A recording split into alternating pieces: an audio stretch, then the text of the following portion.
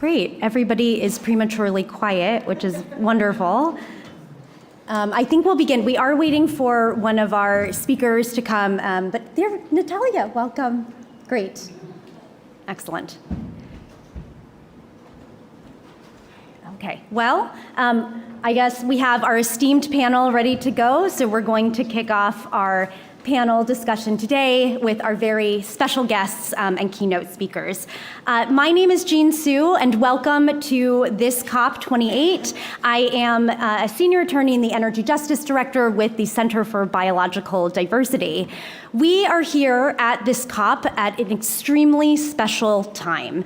This COP, in many ways, has been dubbed the fossil fuel COP, and that is for several reasons. One of them being that this is the first time that we have a fossil fuel COP that is being hosted by a person who is both the president of the climate talks as well as an executive of a big oil company.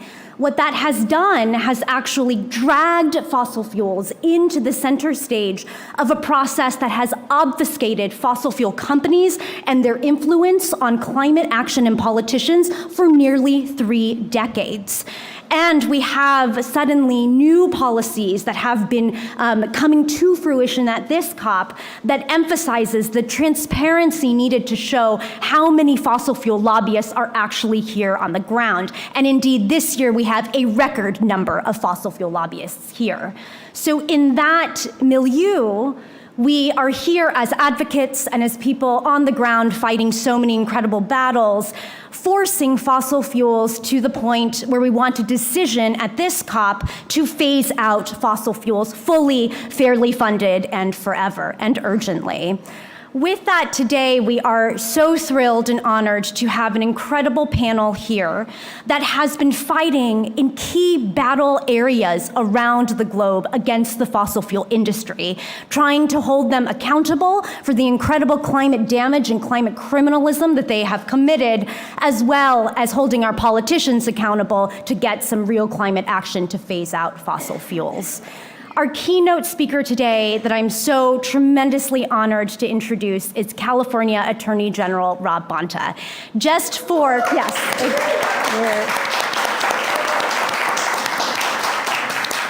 I will be giving a larger introduction of him shortly, but the schedule for today is that Attorney General Bonta will greet us with a keynote speech, and then we will have Q&A with him. So for those who have particular questions for Attorney General Bonta, please, you can give us your questions at that time. At that point, unfortunately, Attorney General Bonta will have to leave us, but then afterwards we will have a panel with our incredible climate activists around the world who are fighting and winning against fossil fuels. And so then we'll have a Q&A after that. So without further ado, let me introduce you to Attorney General Bonta. It is our tremendous honor to have Attorney General Bonta here with us today. He is the 34th Attorney General of the state of California, the first person of Filipino descent to hold the position, and the second Asian American to occupy this position. And as a former California resident, I'm so proud for that fact. Attorney General Bonta has dedicated his entire career to fighting for justice, racial justice, environmental justice, worker justice, and immigrant justice. In his current role as the People's Attorney of California, he is currently seeking accountability from those who abuse their power and harm others as one of the most important functions of his job. There could not be a better example of the use of AG powers than the case that he will speak about today with us. In September, on behalf of the people of California and joined by California Governor Gavin Newsom, Attorney General Bonta sued 5 of the world's largest oil companies and the American Petroleum Institute. A huge round of applause for everybody here.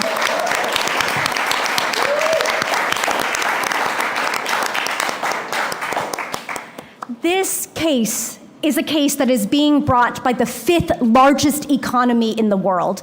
We cannot emphasize enough how critical this is, not only for the implications of case law in the United States, but implications around the globe for holding big oil accountable. And so with that, I'd like to turn over the floor to our esteemed guest, the Attorney General of California, Rob Bonta.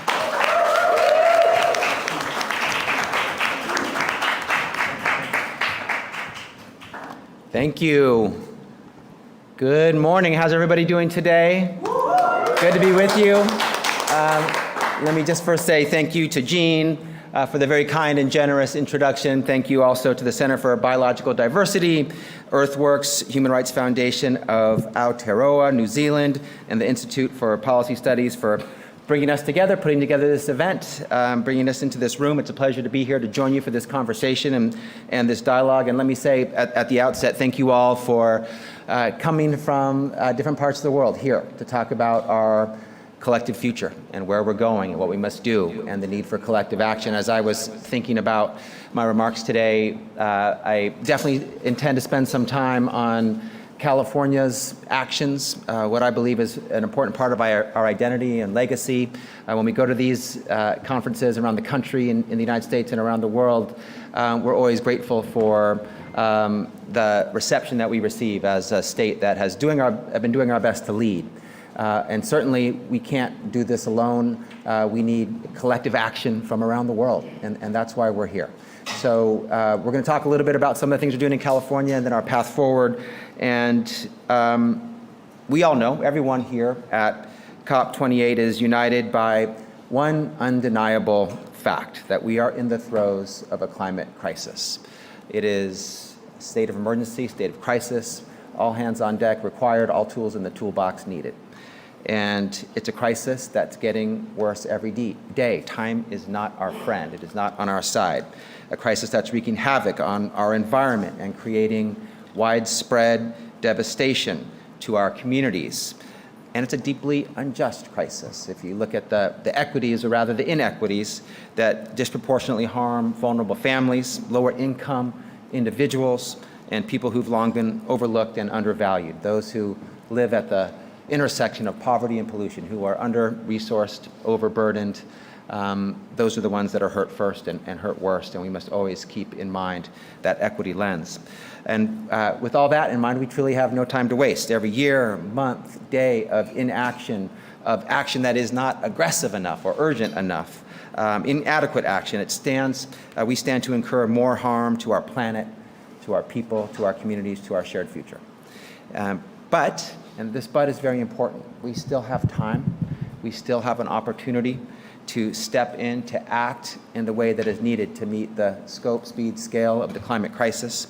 And it requires every city, every state, every nation, every organization and corporation to do something, to create the change that we need for lasting progress.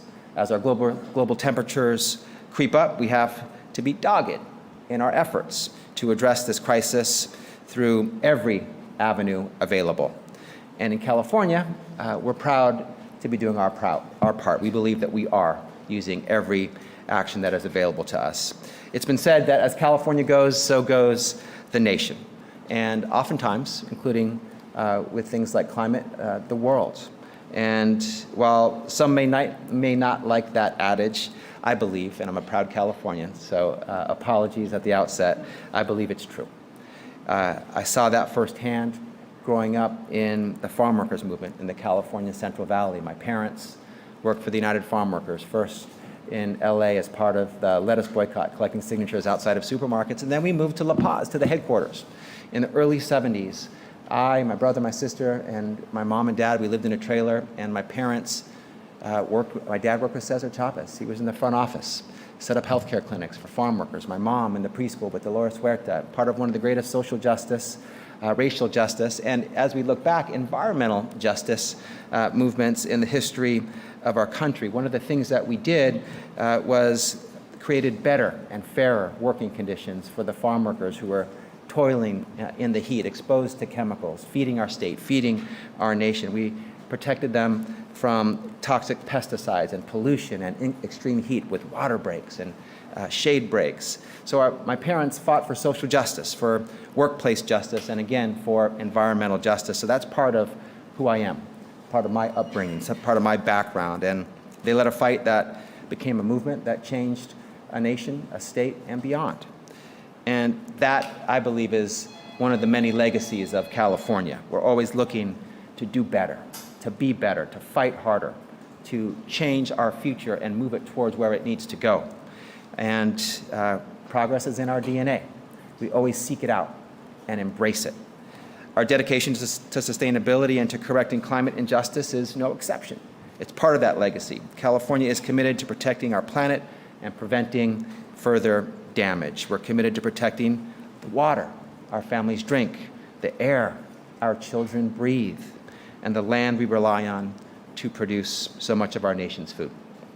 And as California's Attorney General, I'm committed to holding greedy fossil fuel corporations accountable for harming our people and harming our environment. And let me just take a pause because we all bring our own lived experiences to our work.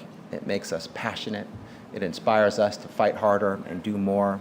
And I want to share something about my own personal experience and what I think about when we take on the biggest fossil fuel companies in the world. And I think about a conversation I had with my daughter. I'm, as you know, the California Attorney General, the honor and privilege of a lifetime to hold that title. But the most important titles I'll ever have will be husband to Mia and father to Reina and Ileana and Andres. Reina is my oldest daughter. She's 24 now. And when she was in high school, she had something to say to me. And she said, Dad, and it was weird because she was really getting my attention. I knew she had something on her mind and heavy on her heart. She said, Dad, I love our family. I love you and Mom. I love my little brother and little sister. I want to have a family of my own someday. And I remember she said it this way. She said, is this weird? She said, is this weird? My friends and I are talking, and I don't want to have a family right now because I don't believe it's responsible to bring a new life onto a dying planet. And she was in high school, and her friends were talking about that. And I don't think that was an isolated conversation, that same conversation has happened time and time again with the next generation. And as a father who wants to give to my children something better than what I had, that was a gut punch. That one hurt. And I think about that and what we are doing or not doing enough of to ensure and secure a future for our next generation as we do this work. So whatever your personal pathway to this work is, embrace it, let it fuel you, let it drive you forward, and that's part of my story. And so that has led us to sue some of the biggest fossil fuel companies in the world at the California Department of Justice in September. Thank you. Thank you. Just recently, in September, the California DOJ filed a historic lawsuit, we believe a game-changing lawsuit against 5 of the biggest fossil fuel companies in the world, as well as their trade association that acts as their marketing arm. We're seeking to hold ExxonMobil, Shell and Chevron, BP and ConocoPhillips, as well as the American Petroleum Institute accountable for their decades-long campaign of deception that has harmed the public health and our environment and our future. And in essence, they have known about climate change, its effects. They foresaw where we would be today and predicted it with terrifying accuracy, and they lied about it. They knew and they lied about it. They tried to dilute the science. They created front groups to say something different than what the science was saying. But meanwhile, internally, they were acknowledging the extreme weather, the increasing temperatures. They knew we would be today where we are now. And Big Oil has known since the 60s that their products would cause climate change and damage the planet. They predicted that, as I mentioned, and they purposely chose to deny the truth. Why? In pursuit of endless profits. There's no other reason. It was a problem for their business model that their product created climate change. And so, to create better markets and opportunities to profit, they lied. And they did it continuously while they knew the truth. So with dollar signs in their eyes, these competing companies collaborated on campaigns, usually competitors, but collaborated on campaigns to strategically disseminate falsehoods, seeking to discredit the scientists who are objective and pursuing the truth, who are putting out the facts and the evidence and the data. They sought to cast doubt about the role fossil fuels played in climate change. They spent millions. This was a major investment on ad campaigns just in California. They published op-eds and advertorials masquerading as legitimate science. They deployed strategic planned deceit to rake in record profits. That was their model. In the late 90s, after they watched their counterparts in big tobacco fall and watched the tide of public opinion turn against tobacco, big oil switched gears. They began claiming they had accepted climate science all along, but insisted the cost of climate action was too high, that they couldn't afford it, and that there were still uncertainties about the severity and the urgency of climate change. Again, that dilution and undermining of the science. It was a new spin on an old lie. To this day, big oil engages in greenwashing to distract consumers from what they don't want them to see. They claim their products are clean or low carbon. They portray themselves as sustainable energy companies, taking steps to combat climate change, that they are somehow on the lead of addressing climate change, while the reality is they are creating it and lying about it. The American Petroleum Institute has misleadingly touted natural gas, a fossil fuel, as part of the solution to climate change. And while Shell claims that it aims to be net zero by 2050, their CEO has said that cutting oil and gas production would be, quote, dangerous and irresponsible. Their duplicitous tactics have set us back in so many ways. And while they've made a pretty penny of it, California taxpayers, the people, everyday people, are left to foot the bill for damage caused by climate change. They sell their product, they rake in profits, and they externalize all the damage to the people. Homes have been burned to the ground or washed away.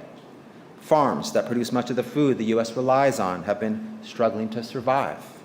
Workers have been pushed to their limits in unbearable heat.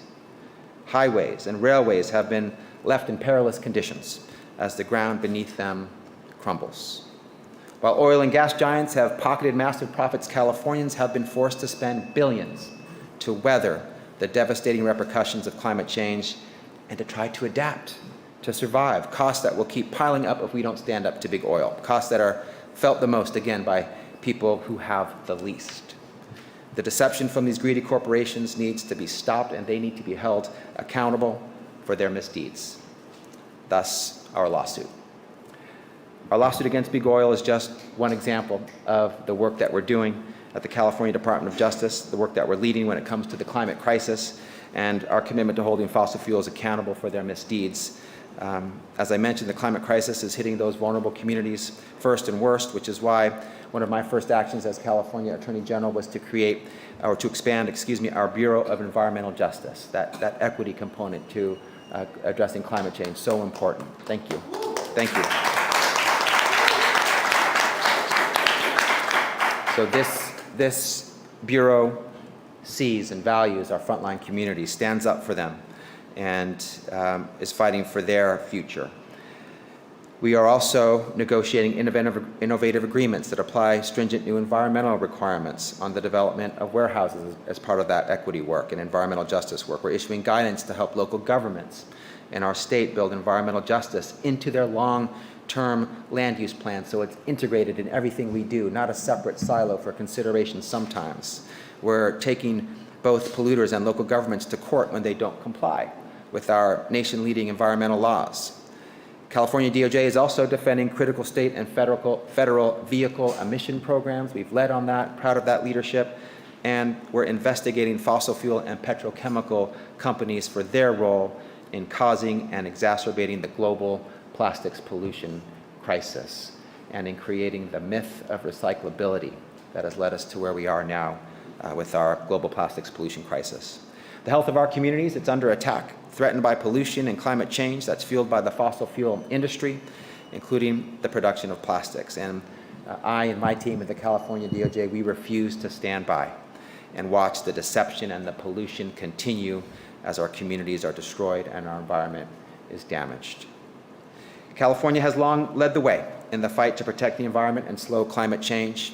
As the 5th largest economy in the world, soon to be the 4th largest economy in the world, and a hub of innovation, we're uniquely positioned to embrace that role and to do more. And we will continue that work. Fortunately, we are not alone. We cannot be alone. And we're proud that there are so many working adjacent and alongside us and in the same direction. We all need each other. We all need to invest in innovation that is truly clean, truly low carbon, truly the solution to our climate crisis. All of us are needed. None of us can take a break.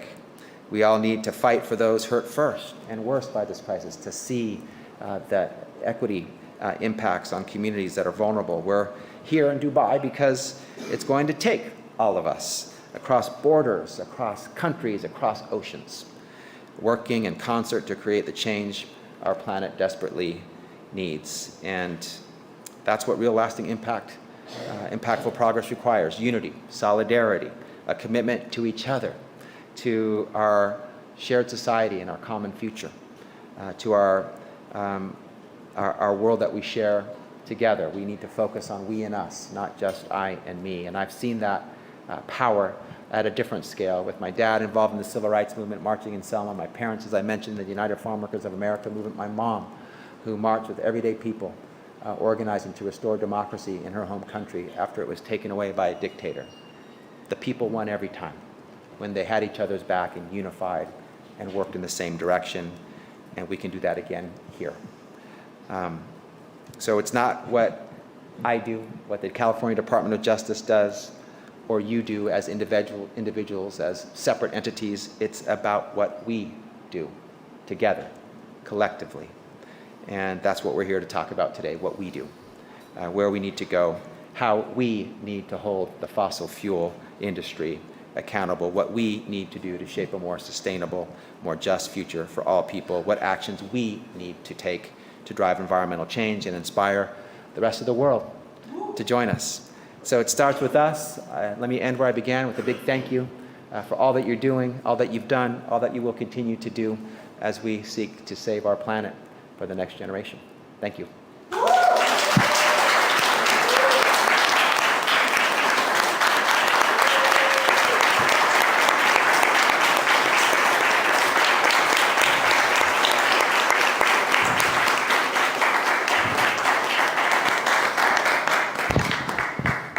So I think we have a bit of time to get some Q&A from the audience. So if you do have a question, please raise your hand and we will grab the mic over to you. Great. And Ali, can we grab the mic from you? Thank you. Great. So if you have a question, can you please raise your hand? Okay. Ben, you can choose. Go for it. Sure, yeah. I raise my hand for a question, Jean. Oh, great. Okay. Thank you so much, Attorney General Bonta, for being here and for your work suing big oil. At this COP, there's a big question around unabated fossil fuels, which is the United States and other wealthy global north countries supporting a phase out of fossil fuels if it comes with false solutions like CCS and hydrogen, which for the most part, just increase the amount of oil that is coming from oil wells. That's what CCS does, enhanced oil refined. And hydrogen has a serious impact on communities as well. California, which is known for cap and trade, carbon offsets, these other solutions that don't we see don't work at reducing harm in communities. And so besides suing big oil, while California is continuing to permit oil and gas in the state, although it is declining, will the Newsom administration commit to a policy that stops new permits? Or what else beyond this lawsuit will California do to ensure phase out of fossil fuels that also means that communities are no longer breathing toxic air in California? Thank you. Great question, and let me just sort of maybe start with some first principles and where we go and how we get there, and that is we have to follow the science and the data and the evidence around what will really get us to where we need to go by the time we need to be there, and not accept half solutions or empty promises or things that seem to protect the status quo while pretending to be pathways to addressing climate change. And so your desire to be analytical and aggressive and to hold folks accountable for half solutions is right, including California. We're not perfect. And I think some folks believe that progress can be made in one step and you can go directly there, and sometimes it can be incremental, and sometimes incremental steps do get you closer, but sometimes they're insufficient. And so it's up to the folks like us in this room to be holding folks accountable and pushing for the most impactful, effective, science-based, aggressive approaches in every state. As to the Governor Newsom question, I'm the Attorney General of California, and he is, of course, our governor, and he will determine what his policy will be on permitting and drilling and other things. I will say that we are pushing to prevent and reduce drilling. We're seeking to be as aggressive as possible. It's not awkward sometimes because the governor is our client on some issues, and so, but we do have our own independent capacity, and so we try to balance those in the way that's appropriate. As I mentioned, I believe that California has been and continues to be and must be a leader. And if we are not adequate in our leadership and modeling, then we need to do better. The governor, I'm a big fan of his. I don't agree with everything on every issue, but I do support him strongly. And I think he's courageous and bold. And one of the things he did was commit to getting rid of the combustion engine in California and our new manufacturing of automobiles. And I think that's an important sort of market signal and aggressive action. He's been very hard on the fossil fuel industry and the oil industry, hammering them regularly, including we worked on an important price gouging bill that is now the law of the state of California to prevent price gouging at the tank of California, at the pump of Californians. So more to come. Thank you for pushing California to do better and more, and we will. Thank you. Questions? Go ahead. Hi, thank you so much for your time and the work that you've done. I'm Chloe Davis, a student from Indiana University. My question is, how would you say how fossil fuel companies have blamed consumers through quizzes, like climate quizzes, have changed the trajectory and public perception of climate change and affected the just transition? How do you think people can change this narrative going forward? And how can we rebuild trust in these companies who have lied to us for years, especially as they have already made this global network, as Shell can be found almost anywhere and will continue to exist in the future? You know, I think part of what we need to do is reveal what these companies have been doing. And if you look at our over 100-page complaint that was very carefully constructed and with data and evidence gathered, it will make your blood boil when you see what the fossil fuel industry did, what they knew, when they knew it. They knew about alternative pathways and passed those up in pursuit of fossil fuels. You know, they created industry commission studies and front groups, as I mentioned, to create this narrative. And so trust is earned. They haven't earned it. They have been deceptive. They have lied. They have falsely misled. And the way that justice is manifested is you hold people accountable for those lies and for hurting people. And so that's what we're asking them to do. And they are, you know, they are spinning as we speak. They are saying that this is, you know, this isn't something that's appropriate for the court, where it's very appropriate set of causes of action, the most robust, wide, broad sweeping, and the biggest economy, biggest geographic entity ever to sue them. And you know, I don't think they want to be in court, but that's exactly where we want them, and where the truth will be revealed and a neutral arbiter will hold them accountable. So I don't know how the trust is rebuilt unless we hold them accountable first. And then, you know, we're asking for an abatement fund as one of our major sets of relief, and an abatement fund that will be paid for by the fossil fuel industry to create opportunities for adaptation and mitigation, and you know, things like clean air centers and cooling centers and other approaches to address climate change. One of the other things we're asking for is for them to stop lying. Stop lying to the people of this state. Pretty simple. And so maybe if they tell the truth about what they're doing, there will be more trust, but it will also reveal what they're doing, which I don't think people will be very happy with. Great. I think we have a question here. Yeah. Yes. My name is Megan Relling. I'm a journalist from Reuters. You've been speaking about the situation in California, and Jean mentioned that there are more fossil fuel lobbyists here in Dubai than at previous COPs. I'm just wondering what your position is on that. Do you believe there's any point in engaging with the industry as the COP28 presidency team is doing here in terms of getting them to phase down methane and that kind of thing? Or do you think they should be kept out of this conference? And also, what would you like to see in terms of language on fossil fuels coming out of Dubai that would help you with your work? Thank you. You know, I think it is possible to make progress with a variety of stakeholders at the table, including the fossil fuel industry, but we need to have eyes wide open and not be naive about it, about the tactics that they've engaged in, the approaches they've used, the lies they've spun, and including the current lies they're spinning around greenwashing. These false solutions that they want to tout as answers to the climate change, which are not answers.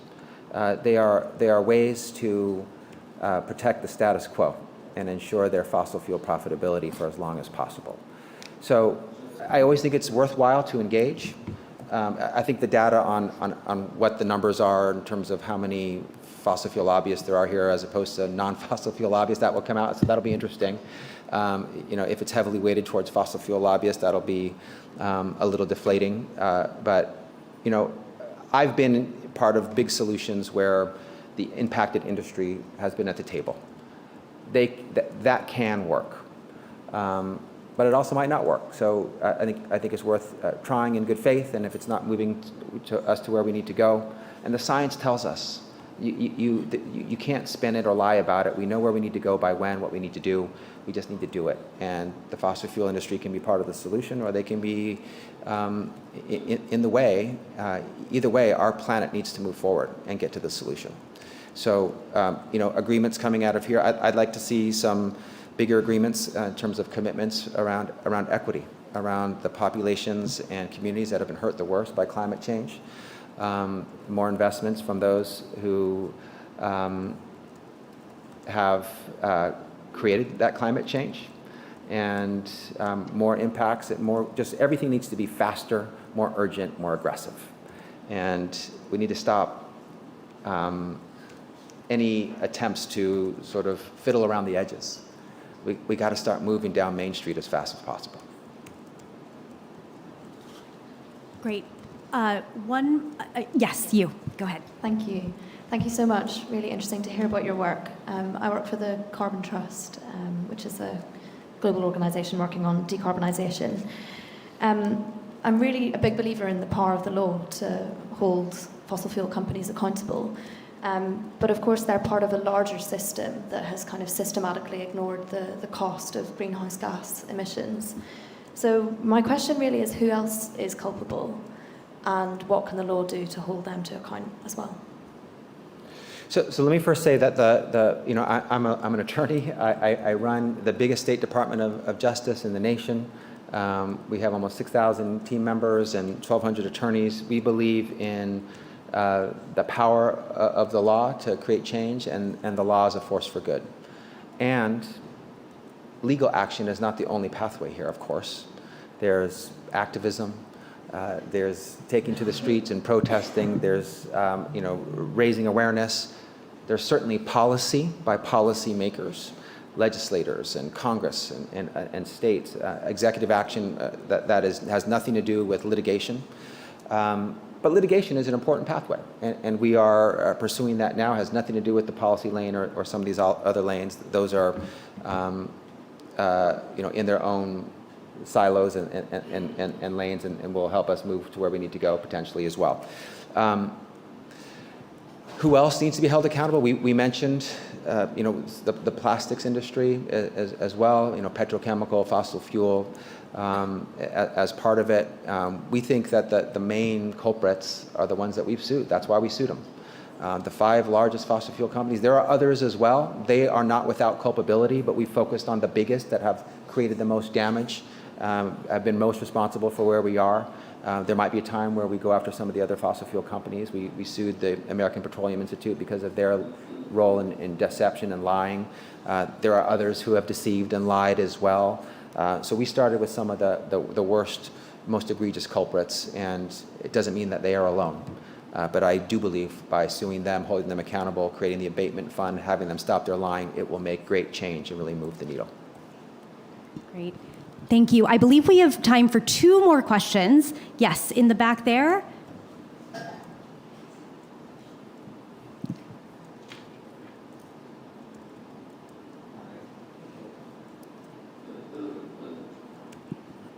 Hi there. Hi. I'm Adil Trehan. I'm a independent climate filmmaker, and I also worked at Sierra Club for 3 years, and our lawyers did a lot of great work. I'm curious if the fossil fuel industry is trying to do anything at the Supreme Court level that would make it a lot harder to pursue legal action against them, at least in the United States. Thanks.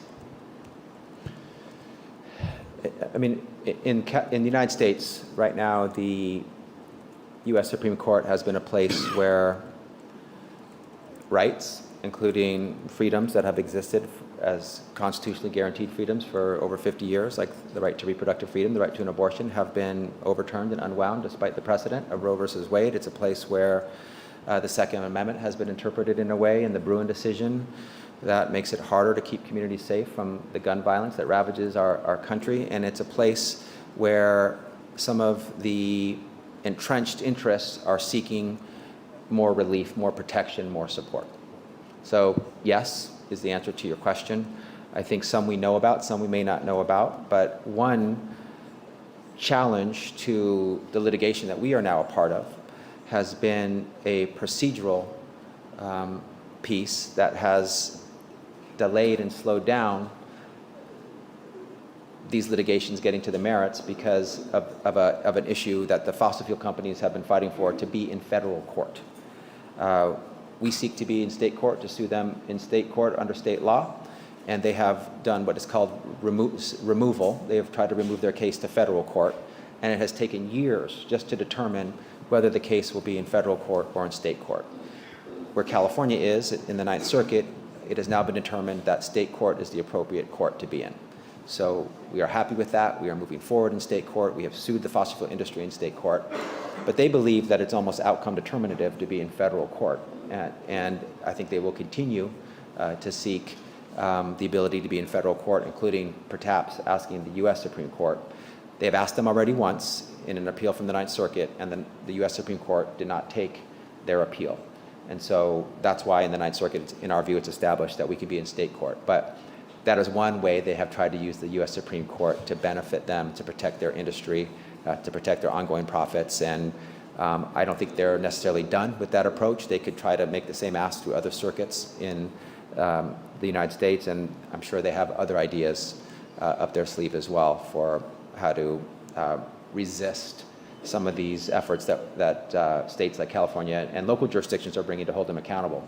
And I do want to say a thank you to all of the local subdivisions, other states that are also bringing suit along with California. They have fought some of these procedural battles to get us to where we are today. We would not be where we are without them. And it's, again, part of that spirit of none of us can do this alone. It's not what one entity or subdivision or state does. It's what we all do together. And we're very thankful for all the work that's been done that California is now proud to be a part of. Thank you. And we have one final question from the floor. I'm Carol Muffett. I'm with the Center for International Environmental Law. And first, I want to thank you for the leadership that you have shown in protecting the people of California from the impacts of the products and the deceptive practices and policies of not only the fossil fuel producers, but as you highlighted, the producers of plastics and petrochemicals that are derived from those fossil fuels. I think it is setting a model for states around the country. At the same time, as you alluded, this is a wider supply chain that we're dealing with, and one of the critical elements in that supply chain is the financial pipeline that continues to fund fossil fuels.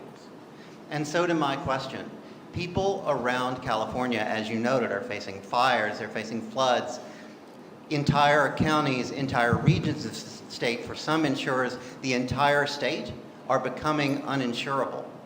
And yet the insurance industry that is making those decisions was among the industries with the earliest warnings and understandings of climate science. And that same industry continues to finance and underwrite the fossil fuel industry that is making homes in California uninsurable. And so, to my question, every business that operates in California operates under an implied covenant of good faith dealing. Do you think it's a violation of that implied covenant of good faith dealing to, on one hand, sell insurance policies to the people of California, and on the other hand, finance the very businesses and operations that makes future insurance virtually impossible for them? Thank you. No, thanks for pointing that out.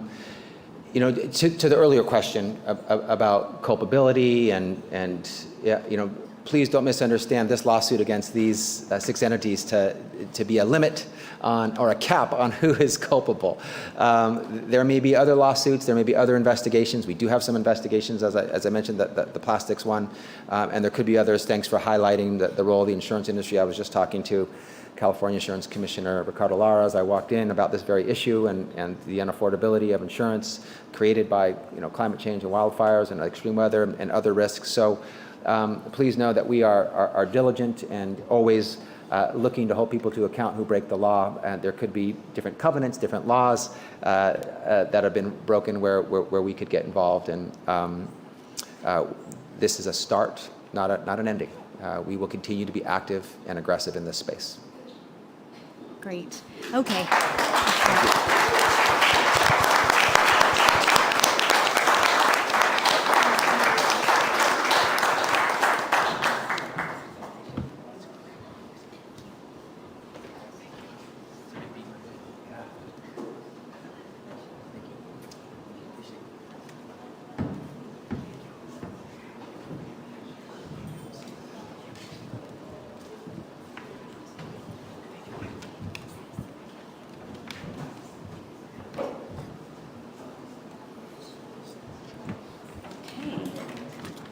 And with that, we are going to open up our panel.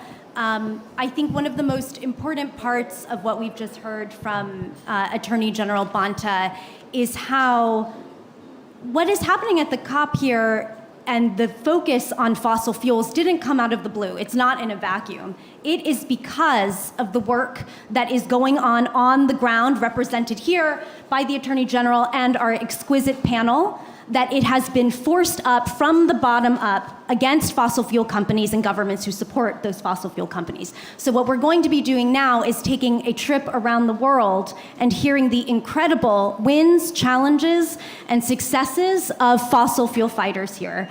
And with that, I'm going to, yes, thank you from the audience. And with that, I am going to begin with Natalia Green, who is with our Global Alliance for the Rights of Nature, who worked on the groundbreaking referendum in Ecuador to stop oil drilling in the Amazon. And I will say, with our organizers here, we wanted to note that we apologize for the gender imbalance of this panel, but I think Natalia and I can hold it down. Thank you.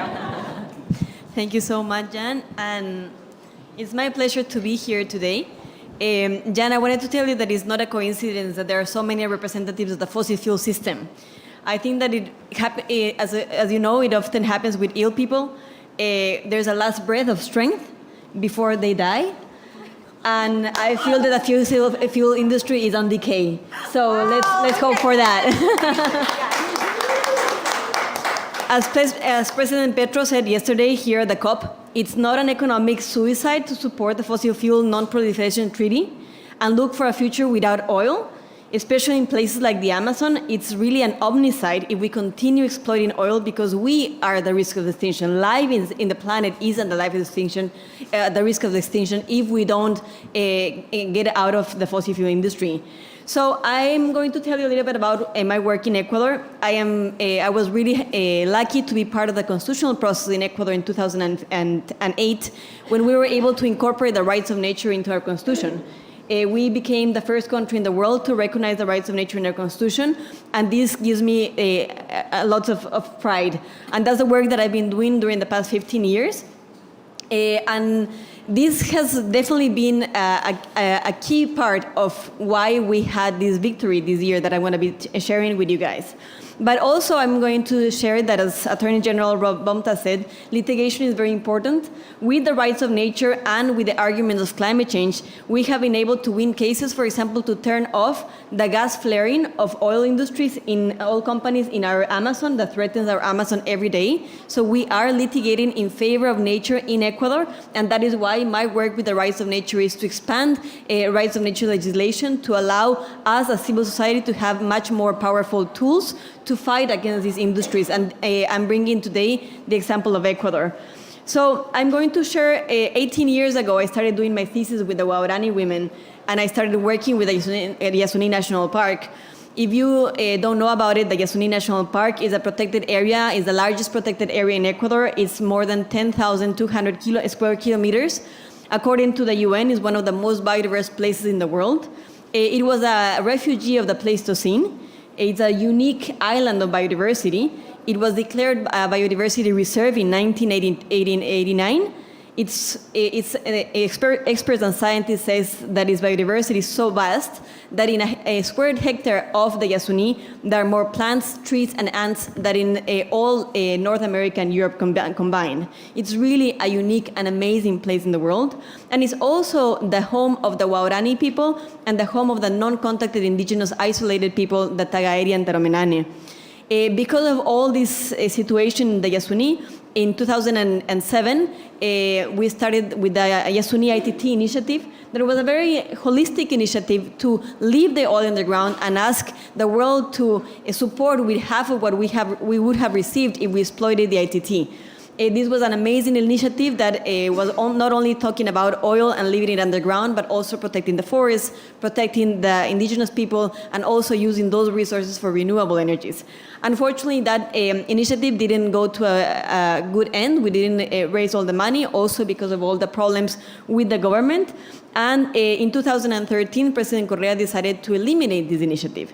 I had been working with all the initiative, with the Yasuní initiative since 2008, with all these administrations, and very frustrated in 2013 when this initiative was closed. I became part of a collective called Yasunidos. There was a collective with which we gathered 800,000 signatures. This was a very difficult process, but it was a process where we gathered signatures so people will support that we go to a national referendum with the question, do you agree that the government of Ecuador leaves the oil of Block 43, also known as ITT, indefinitely underground? We raised, imagine, we raised all these signatures, and it was crazy because after this whole long process, all these signatures were considered not valid because of very stupid reasons, such as signatures were not signed with black ink.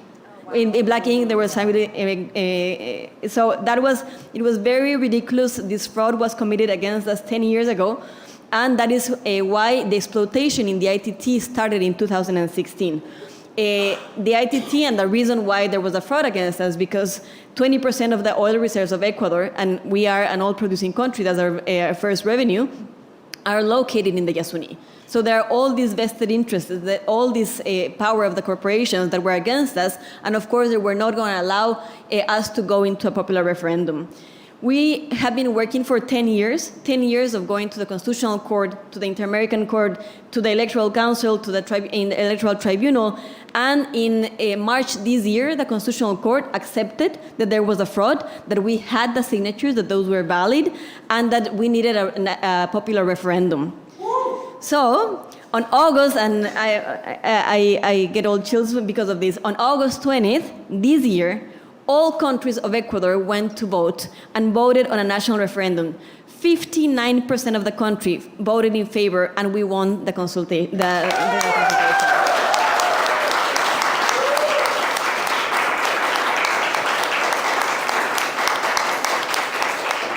So this is amazing, and I've been telling our delegates of Ecuador, why are we not shouting this in the streets? Why are we not saying this in Dubai, in a fossil fuel country, that we in Ecuador, for the first time, did an exercise of climate democracy? Because a country itself decided to leave the oil underground. We decided, the whole country decided that, and we are not going to leave until we follow up and the last pipe gets out of the ITT and that road is closed.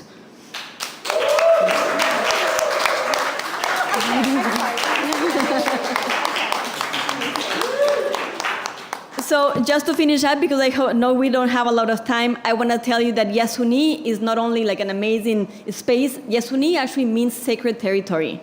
And what we are trying to do is yasunizar los territorios. We're trying to yasunizar all the territories. We want more countries to leave the oil underground, to decide this, to do it with popular consultations, with these decisions of the governments. We need to leave the fossil fuel underground, and we are very sure that because we've had the rights of nature for 15 years in our constitution, we have been able to interiorize that we are part of nature, and that is why we won this referendum.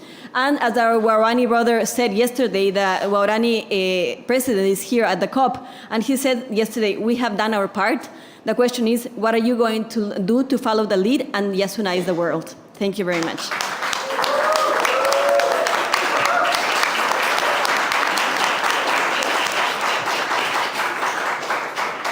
Thank you, Natalia. We are going to have Q&A after all of our speakers go, so I know we all have many, many questions.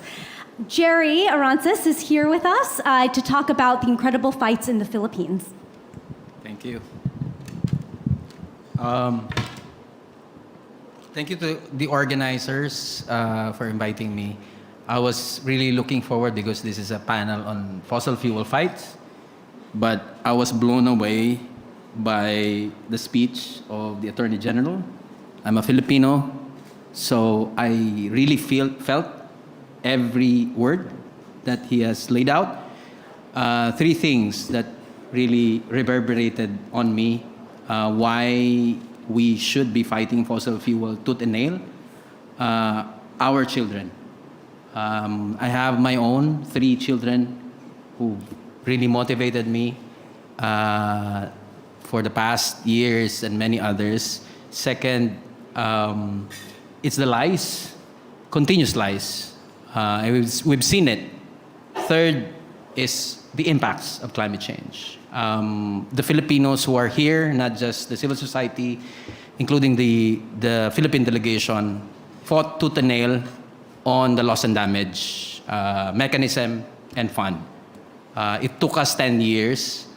Today, this year is actually the 10th, 1 decade after the first major typhoon that killed 20,000 Filipinos, which is Typhoon Haiyan, which was a turning point on loss and damage debate, so on and so forth, which catapulted a lot of Filipino activists to actually pursue climate justice work and fight fossil fuel expansion in Southeast Asia and in the Philippines tooth and nail. 1 decade have passed. The Philippines before was around 80% renewable energy dependent.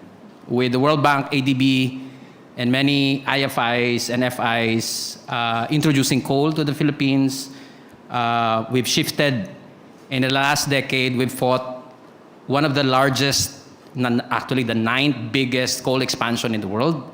Imagine a climate vulnerable country pushing coal as more dependency.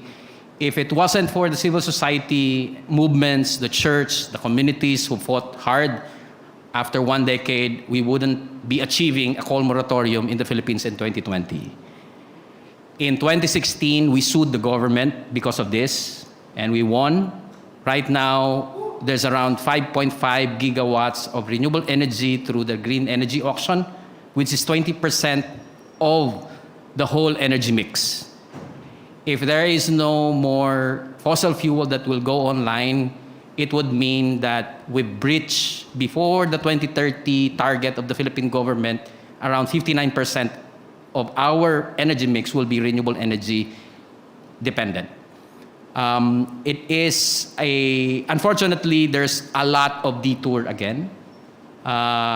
Just like the last decade, we fought hard and tooth and nail against 55 gigawatts of 55 projects with around 15 gigawatts of coal plants. There's a new detour in the Philippines with a massive LNG buildup and fossil gas as a bridge fuel. Many are saying, IFIs, corporations, Japan, so on and so forth, that the Philippines is not yet ready to actually be transitioning to renewable energy, which is the contrary to what is actually happening in the country. In the epicenter of this LNG buildup is actually the center of global marine shorefish, which is the Verde Island Passage, and that's why we've launched this campaign, a global campaign against all the corporations, including Shell, San Miguel Corporation. We all know San Miguel Corporation from the Philippines. You might have tasted its beer, which is our favorite beer in the Philippines. There's no other choice, actually. But we like its beer, but we don't like the fossil fuel of San Miguel. We've gone through many spaces, lobbied commercial banks, IFIs, sued governments, local governments, and corporations. And finally, we've defeated actually 3 projects already of San Miguel. The first LNG projects, the first 1.8 gigawatts of San Miguel that is being built in the Verde Island Passage. They've withdrawn their power purchase agreement because of 2 years of resistance by communities, the church, and many others.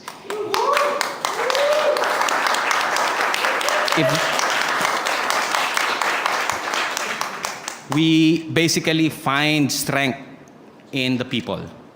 If governments doesn't act, I think it is really incumbent upon the people, especially for our children and for the next generation, to really fight tooth and nail against the fossil fuel.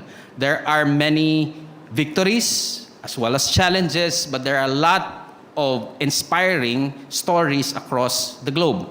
So this is not just happening in the Philippines. It is also already ramping up in Southeast Asia, in Bali, in China, in Thailand, and many others. So people are now, challenging gas as a bridge fuel. I think it's one of the major battles right now in Southeast Asia.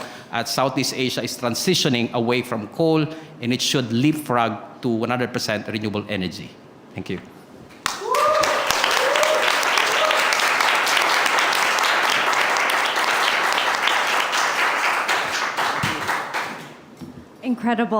Incredible stories. And can I say, this is so inspirational to be up here with you all and extremely humbling.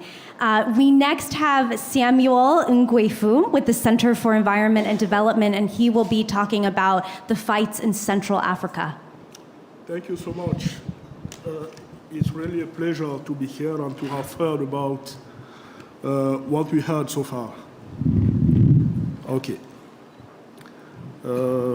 Especially the prosecutor, I think is really inspiring. I would like to talk about some African countries and to talk about what we have done. I would like to start by the context and to say it's very different. I come from Cameroon, from a French-speaking country, well, bilingual country, but civil law system. And in many other countries in Central Africa, we have a civil law system, and it's always very difficult to go to court in a civil law system for issues like this of common interest. It's really difficult. So this is the first element of context. The second element of context is that for many people in Central African countries, discovering oil is a good news because their understanding is that it will change the lives of the people. including also in West Africa, Senegal, Cote d'Ivoire, those countries. So until it hits you, you believe that oil is the best thing that can happen to you as a community and to you as a country. But it's absolutely not the case from the experience that we have seen. So because of these two major constraints, difficult access to justice, and the fact that oil is not that bad, it's not perceived as being a problem, we had to to have different strategies. The very first thing we did was a long time ago, at the end of the 90s, in the early 2000s, was to try to cut off fossil fuel companies from public fundings in Africa. The purpose was to make sure that public money is no more available to those companies. And because of the context in our countries, without public money, it was not possible to continue developing activities in those sectors. I will say we did not fail, but we did not win. I think we built understanding on the side of many companies, many finance companies, especially looking at the risk. We started seeing some few companies going out, again, because of the risk. I remember that Total left Western Cameroon some few years ago because, again, major risk. They stopped all their operations in Cameroon. So this is one of the things we did. The second thing we did was to try to build a case for oil as a problem. And to do it, we wanted to have a large base of constituency working with us and working on oil. And we started looking at churches, women groups, other NGOs working on corruption, on development issues, trying to say basically that everything you work on can be totally undermined by oil developments in our countries, because of the context of our countries and also because of the practices of the companies. Some few points that we had. In Chad, what was said in the early 2000s was that oil will totally change the country. 15 years to 20 years later, Chad was bankrupt. So not only oil did not change the country, but it made the situation worse. So this was a good case for us. And we tried to use that case to talk to West African countries and tell them, look, you are discovering oil and you are getting into trouble. The second thing we did was to try to connect communities. Communities starting to have oil or planning to have oil on their land with communities with a long experience of oil. So we had people from Chad and Cameroon going to Nigeria, for example, and spending time there to understand what is going on, what it means coexisting with oil on your land. And what they understood was that it's not as bad, it's not as good as they expected. And the purpose was to build a movement of leaders, women leaders, community leaders, indigenous people leaders, NGOs leaders, church leaders, who could start questioning the oil developments in our countries. We wanted to do that as a first step to start the discussion about, is the oil economy the best thing that we can have for our countries? Two more things on this, and I will stop there. One of the key messages that we have is to say oil development, when we have oil, when we discover oil, communities lose 3 times. First, they lose when infrastructure is being built to make sure that oil can be developed. Their land is taken, they have a lot of diseases coming in their area, their livelihood is totally destroyed. The second time they lose is when oil is being exploited. Again, their livelihood will be destroyed, and on top of that, they will get nothing. They will not be associated to the oil revenue. This goes, okay, the damages are done at the local level, and the money is paid at the central level, and money very often doesn't trickle down up to the villages where the damages are caused. And the last point is that very often the choices made by the decision makers are not as good as they should be. So we get involved into debt, and those communities will see an increase of their taxes to contribute to the payment of the debt. So we try to make this message clear at the national level and at the local level so that a discussion can start. Our purpose, and I'll end there, is to have court cases against some companies, but not domestically in their home countries, because as I said, it's really difficult to start a court case domestically. So this is what we are currently working on. We have targeted 2 companies, and with what we have just heard, I think it's really refreshing, and we are looking forward to trying to get there. Thank you so much.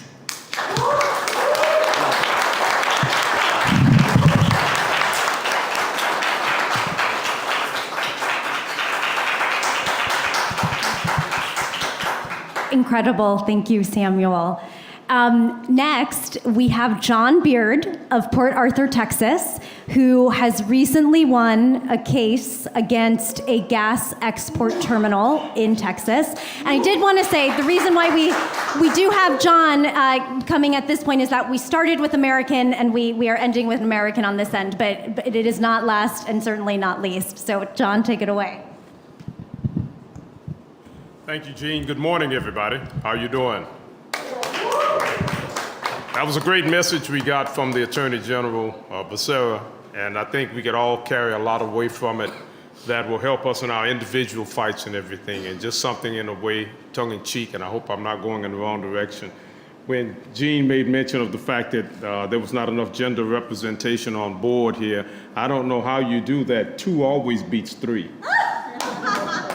But anyway, it's true. Just the same, it's good to be up here. It's good to be here at COP with you all and be here this morning. And just want to give you a little bit of a snippet of some of the work that we have been doing. As she mentioned, we won what I consider to be a major victory in fighting against frack gas exports from the Great Permian Basin of Texas to the rest of the world.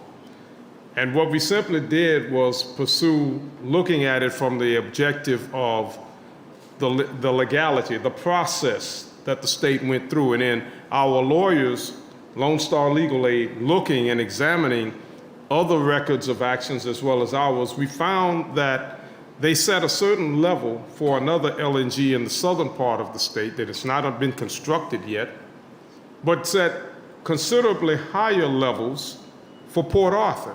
Now, why that's significant? It's significant because Port Arthur has some of the worst air in the United States. It's in the 95th percentile in terms of that air quality.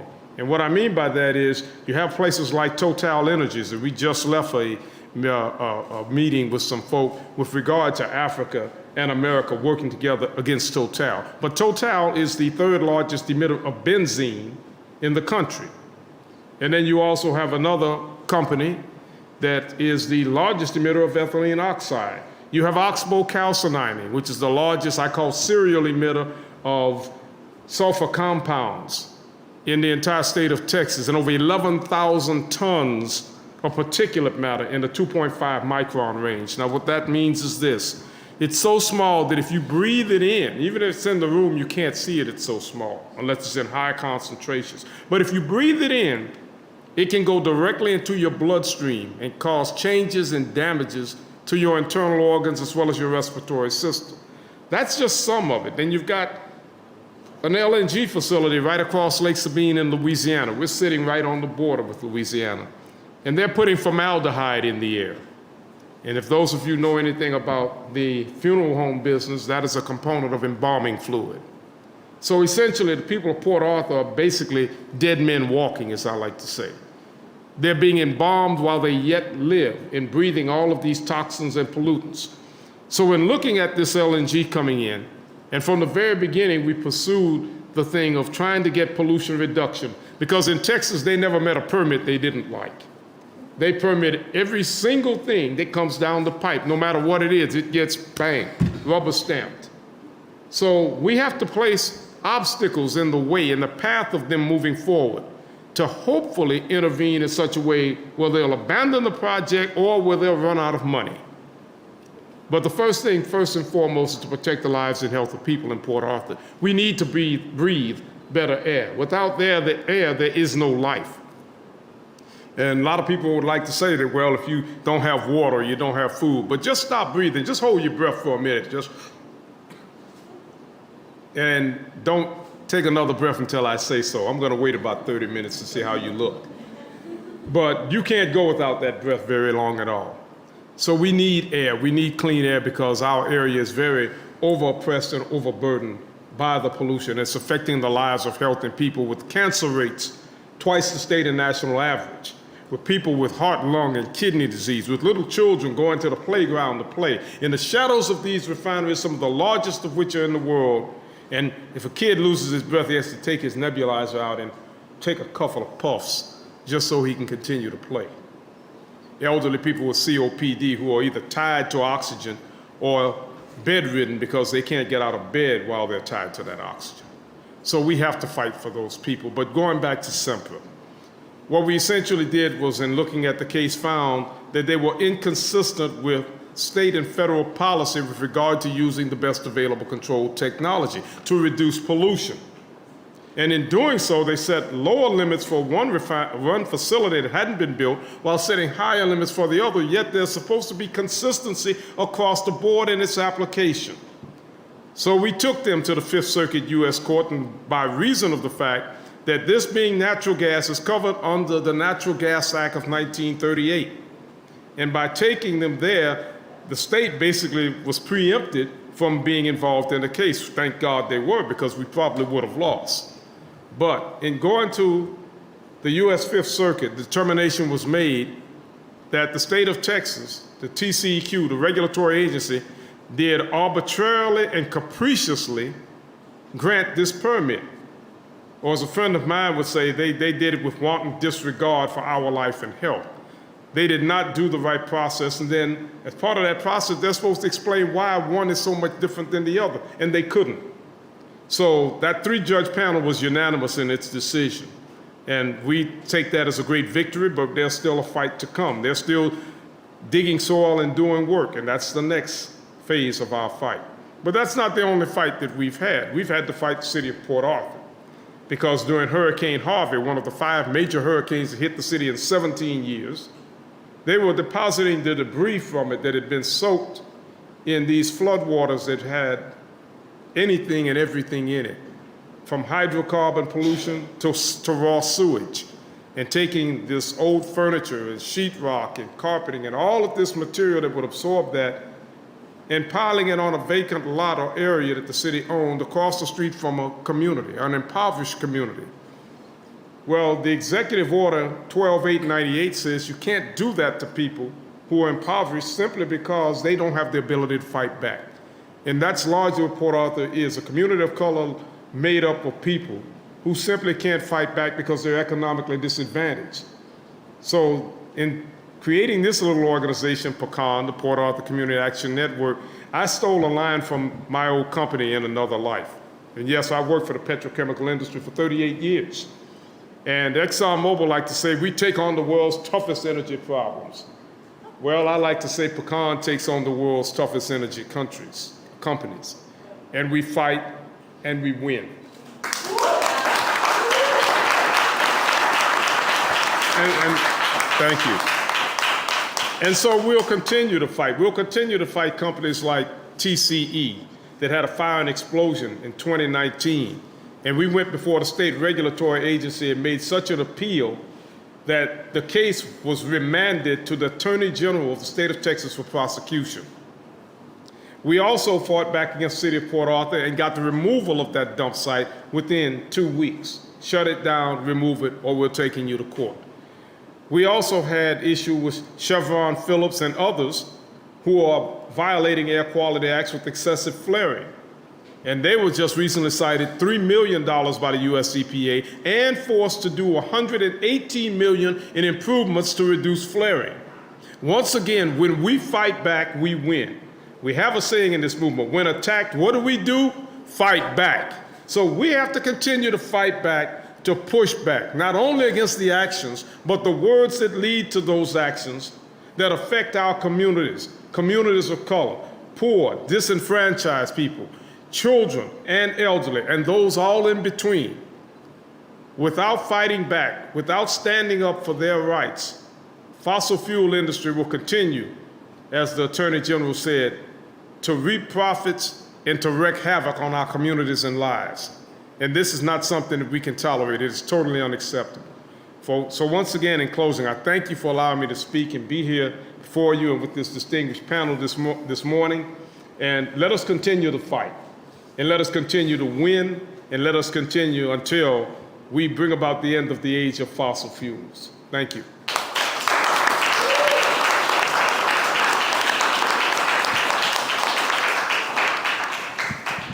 Wonderful. So I think we have time for 15 minutes of questions. So can we get some questions from the ground here? We have 2 questions in the front. Thank you all for an amazing and inspiring panel. Jerry and John, I know that, Jerry, you had a recent visit to the Gulf, and thinking about the connection between the fight that John is waging and others on the U.S. Gulf Coast to fight the export of frack gas, and the fight in the Philippines to prevent the import of frack gas. And I'm curious if there were any lessons that you learned that you'd want to share about the interconnected nature of our fight from your recent time.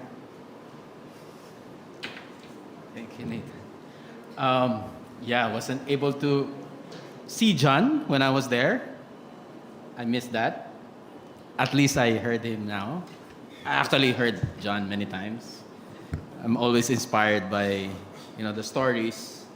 When I went there, I saw we were at the bridge. Yes. And I was like, goodness, it's like Mordor. And I wish my kids would have seen that and felt that. And eventually, Rochetta, who was guiding me, one of the leaders, women leaders, and I was felt hungry. And I suddenly took a biscuit, and she was like, "You're actually not hungry. That's the effect of the chemicals that you're smelling or you're inhaling." And I was like, goodness. Like all the neighborhoods there, it's every day, 24 hours a day, seeing the playgrounds empty and how kids and John telling all these stories, I was like blown away. And we were fighting so many, like the LNG in Batangas City, right beside the Verde Island Passage, a massive build out. And I was like, we cannot allow this to happen in the Verde Island Passage. We cannot allow this even in the whole Southeast Asia. And so there's a lot of reflection, especially on bringing the stories to one of the biggest LNG import hub in the world, which is shaping to be one of the major fights in the coming years. It has started in the Philippines. We've inched closer to actually getting rid of gas and challenging gas. The Department of Energy came out with a statement just recently that LNG is expensive. So that's an inch closer to actually, undermining the myth of LNG. One of the key insights that we've gotten so far is that there are similar actors, both corporations and financial backers. We're talking about the same corporations and banks here in Japan, in the US, in Europe, who are actually behind both the buildup of export terminals and projects, as well as import terminals and gas projects in Southeast Asia. So there's a lot of really good connections, quote unquote good connections. For campaigners, that's, it provides you with a pathway. But definitely people to people, solidarity and work and building up common agenda, not just for the US and Southeast Asia, but actually overall. I think it's really incumbent upon us because the fossil fuel operates globally and in different arenas. We need to challenge them collectively. So these are like initial insights that we bring forward to the next round of battles.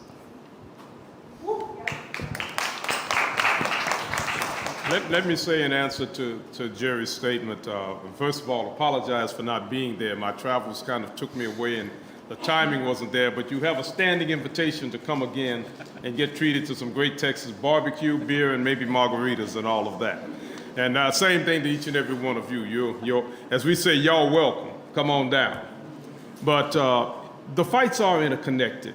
They're interconnected because one of the things I didn't tell you about Port Arthur, and if you will, Google Earth it and look at it. And as you see it from a distance, you see the area and the way it looks, and you see a lot of little white specks. You look between there, Houston, and Lake Charles, just to the east, you see a lot of these little white specks or white areas. But those aren't mountains or sand dunes or anything like that.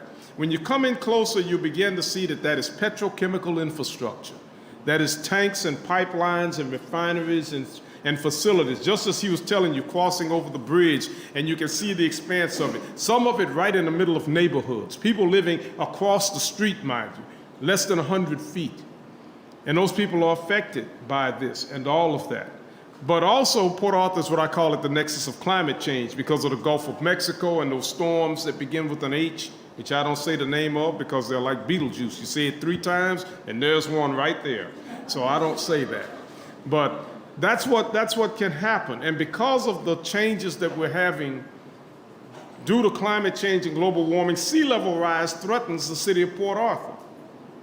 So now the same gas that is a major component of climate change, over 80 times more dangerous, hazardous, or has more heat retention quality than CO2, is frack gas or methane.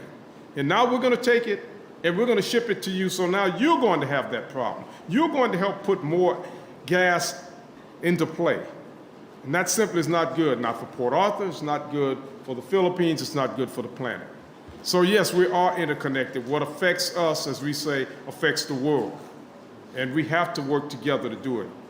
I'm going to close with this. In Texas, we got a saying, when you kill snakes, you cut off the head. And me not liking snakes, I cut off the tail and chop up everything in between, just like a Ginsu knife.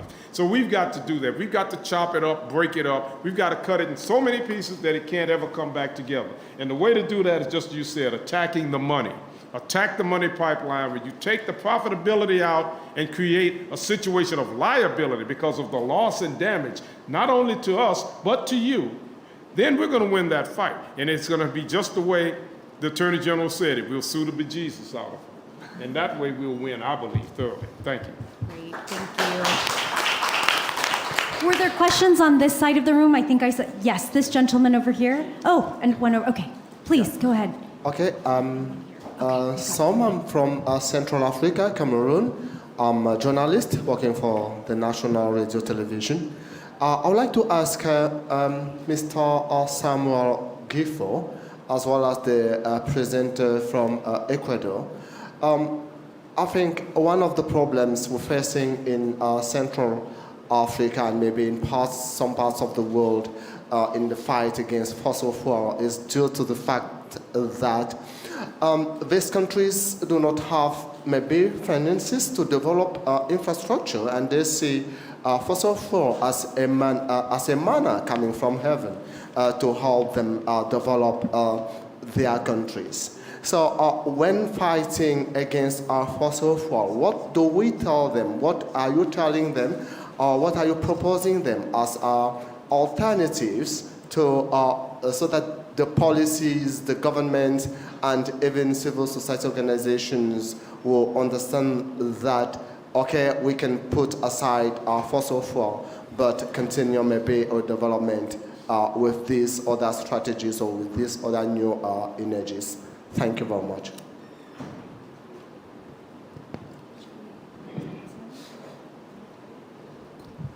Sure, thank you for the question. That's a very important question, and it's a question that they all ask us. Okay, so we get rid of oil, what do we do next? How do we supply for that money? That's the question that people were asking us, like during the Yasuni initiative, they were asking us during the referendum.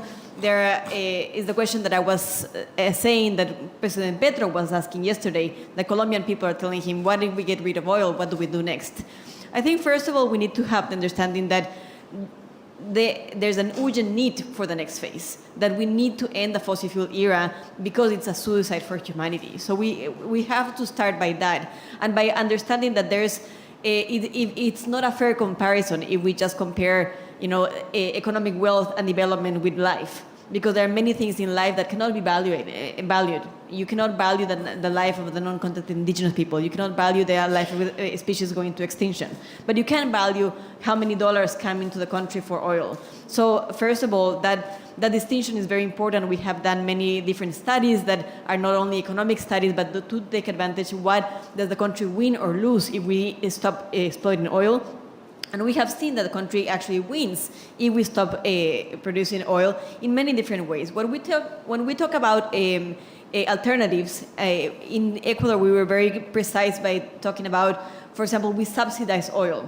That is something that should not happen. We know that that's not a good strategy. People will continue using oil if it's subsidized. So, for example, if in Ecuador, instead of using $7,000 million for subsidies of oil, if they were to change the public transportation to electric, for example, they will save 20% of those subsidies.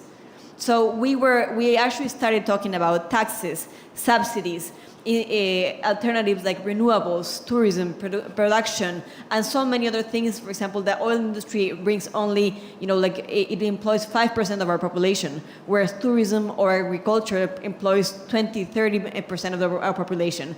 So what we were trying to say is okay, we can give you very direct alternatives of how to bring money into the country, but we need to consider, what brings quality infrastructure, quality employment, quality of life to people. So I think that those alternatives are very important, and we need to bring the discussion out of the economic realm where we can lose many times and go into to what we are really losing, and what's the value of nature, what's the value of indigenous people, of our culture, and what are people losing. And I would just like to end by saying, with the International Rights of Nature Tribunal, we're doing this all over the world. We have gone to, for example, you were asking about fracking. We went to Argentina, to Patagonia, to Vaca Muerta about fracking. And we, all the communities, the frontline communities that are facing the challenge of oil, of coal, of fracking, they're facing the same thing: lack of water, a decrease in their living conditions, and that deployment of life, of living with polluted areas, with polluted water. In Argentina, they have earthquakes due to the fracking. All of those things are not being considered, and they're only considered the amount of dollars that come into the country, which is not real. So I think that the first thing that we need to do is stop lying about the real figures, about the real numbers, and understand what is the oil industry bringing into our countries, and what are we losing for it as well.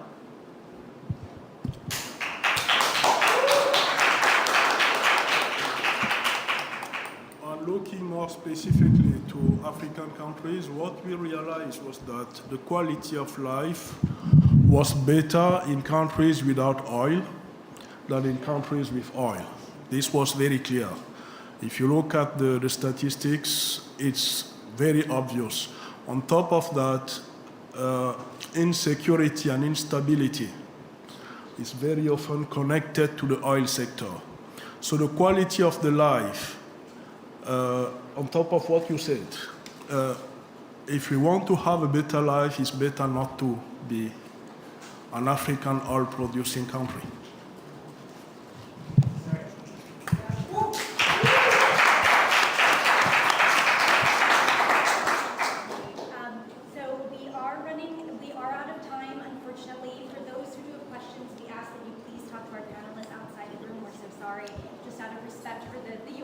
FCCC Secretariat over there who's waving to us to wrap up.